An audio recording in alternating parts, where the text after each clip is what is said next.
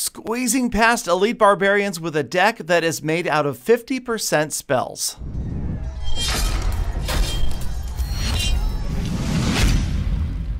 What's up, you guys? It's your host, Galadon. Thank you for stopping by. Thank you for spending a few minutes of your day with me. Right here, one of the craziest but most fun decks that I've played recently that is 4 spell cards. So we've got the Goblin Barrel, which is of course a spell. We also have the Fireball, Zap Spell, and Arrows. So you would think, at least I would think when I first looked at this deck, that it was just total spell overkill and it didn't give you the troops that you would need to really either defend or get to the tower. But surprisingly, this deck works out pretty well, and I'm having a lot of fun with it. Now, it is similar to, say, a Zap Bait deck. You have a lot of small units. You don't have any big tanks.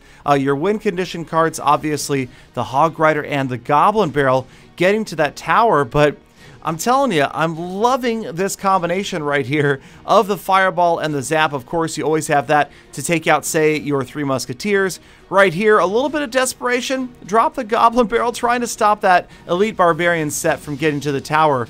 He did get a lot of damage from the 1 Elite Barb, but you'll see the exchange right there left me in the positive. I've got about 700 more hit points off his right tower than he has on mine.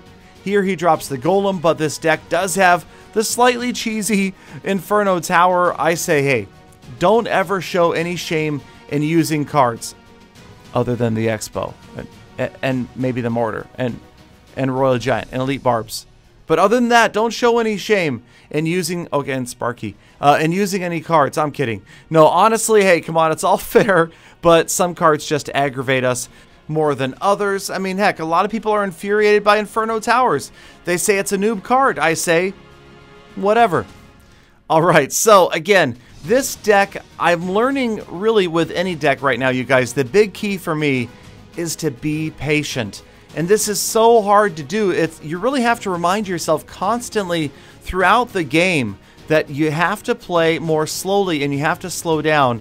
Now, I even saw that Molt on his iPad, on the border of his iPad in a recent trip to Finland, he had written "play slow" on his iPad just as a constant reminder, because it's so easy to get carried away, to try to push harder, to try to take advantage where you think would be a good spot, to throw in a bunch of cards, but it's almost never a good idea. In fact, I would say it's better to let your elixir run over and waste an elixir than to run dry most of the time and end up in a situation where your opponent can put together a huge push and you have absolutely no way to stop it. Now right here, once again, I'm using the Goblin Barrel defensively, and surprisingly, it works out really, really well.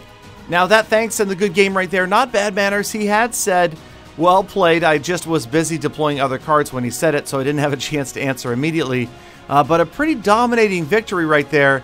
He never really put that much pressure on the tower, even with a Golem getting in there. So multiple spells, loving this deck. So we're going to check it out again in another challenge battle. I'll show you guys some trophy ladder play maybe in a future episode, because it does work there as well. But right here, this is an old strategy, the old miner and whatever else you can throw in at the same time. Again, we're just kind of exchanging hit points here, and you see I got the best of the first exchange as an uncountered Goblin Barrel took off about 800 hit points off his right tower. Okay, so again, this deck isn't really about the counter push, because obviously you're not going to be, well, except for me when I screw up, you're not going to be using Goblin Barrels on defense, the Hog Rider either. Those cards are mostly going to be out there trying to push on offense.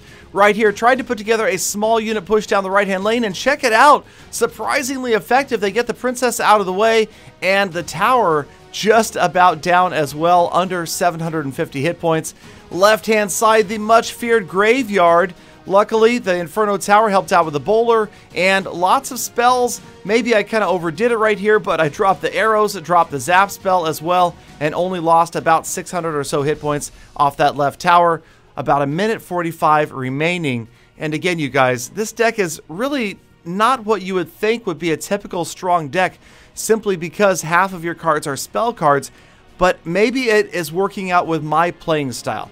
You know, that's the thing. You've got to find the deck that works to your playing style. Do you like to use an air deck? Do you like to use big, giant tanks? For me, I've always enjoyed Zap Bait style decks. So this one, when I saw it, just fit right in with my playing style. And I like the Hog Rider, I like the Goblin Barrel just as cards anyway. So it was fun to be able to use them and actually grab some pretty good victories using this deck.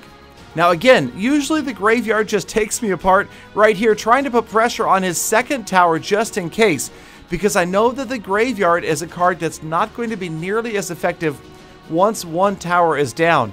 So I'm faced with the fact that it's very possible I'll end up in a 1-1 tie at the end of this battle. So I'm trying to work on his left tower so that I can win this 2-1 if we end up going into overtime. There, the arrows take care of the princess. The skeletons trying to protect that Hog Rider. As he gets to the tower, he skirts just past that Inferno Tower. The Inferno Tower annihilated by the skeleton army, and that's about 500 hit points. So we're looking really good down to the final 30 seconds. We know at this point, even if he does get my left tower down, he is going to be so far behind. It's just going to be too much for him to try to make up. We take another princess out with the arrows. We're going to use a defensive Hog Rider here, just trying to pull off a couple of the skeletons. I don't know if that really worked or not, but the Goblin Gang is definitely going to work. Time runs down and we grab a 1-0 victory. He never really got that close to taking that tower down, surprisingly, even with the use of the graveyard, which usually just absolutely takes me apart. Even graveyard poison, although you have the skeleton army and the Goblin Gang, isn't going to be necessarily that effective because you can rotate around to the zap and the arrows, and it's just a matter of waiting for that right moment when the skeletons have really gathered and you can take out as many as you possibly can at once. Alright, so Low Bob and I went at it here in another challenge match, fireballing his Elixir Collector, and I gotta tell you, the Elixir Collectors always make me sweat because I figure they're going to have something obviously big. A big tank card like a Golem, a Lava Hound, 3 Musketeers, and there it is. The Golem is rotating around in this guy's deck, but again, I've got the Inferno Tower, and if you can protect that Inferno Tower, you should be okay. Now right here, I saw the Electro Wizard, and this is a dangerous combination, you guys. He's got the Golem, Lightning, and Electro Wizard, so the Inferno Tower too close to one of your own towers, he's going to lightning it and the tower. If you put it way up by the water, then it's going to give the Electro Wizard a chance to zap it from across the water as the Golem closes in on it. So you've really got to be focused on controlling that Electro Wizard. Otherwise, your Inferno Tower completely useless. Check out the fireball right there. Grabs the skeletons and the tower damage and on the pump as well. The Goblin's doing a great job, and we've got his right tower under 1,000 hit points. So working out well as support. We've got the arrows, the fireball, and the zap spell. And that's another real big synergy of this deck, is any of those 3 cards can help your Goblin Barrel or your Hog Rider especially do a lot more damage to your opponent's tower, and that is key. Right here, I dropped the Inferno Tower out of range of the Golem so that the Golem isn't distracted by it. He drops the Lightning, so was that a good move on my part? Was that an accident? I'll let you guys decide, as the Lightning could not reach the left tower and that Inferno, and he decided to Lightning the Inferno anyway. Now I'm putting pressure on the left tower. I talk about this a lot, you guys. If you've got the right tower down to less than a spell, it's always a good idea to start working on the other tower just in case you end up in a 2-1 situation. Because remember, right now, anything heading over there like a Goblin Barrel, like a Hog Rider, or just these little skeletons are going to be able to get to the tower and get some damage on it because the King's Tower wasn't awake yet. There, I did take out the right tower with the Goblin Gang, and the Golem moving in again after that Inferno Tower, but he just doesn't have the time right now. He doesn't have the time to get back and take a tower down. I send in a Hog Rider. That's going to further delay him as he tries to counter it right there. And in the final 15 seconds, no chance for my opponent to get there. This deck showing its flexibility, taking out that Electro Wizard one more time, and we grab another big victory with a deck that's made half out of spells. So, I don't know, you guys, let me know what you think. Is this the type of deck that you would like to use? Do you have a better idea? We are going to return to #MyFunDeck, #MadeMyOwnLegendary episodes very, very soon. So keep those coming in the comments and, of course, on Twitter. Thank you guys again for watching. I appreciate your investment of a few minutes of your day each day to stop by my channel. I sincerely hope I made it worth your while. Make sure you hit that subscribe button. I've got big update and sneak peek news coming very, very soon. Love you guys. Have a great day. See you tomorrow. Full attack.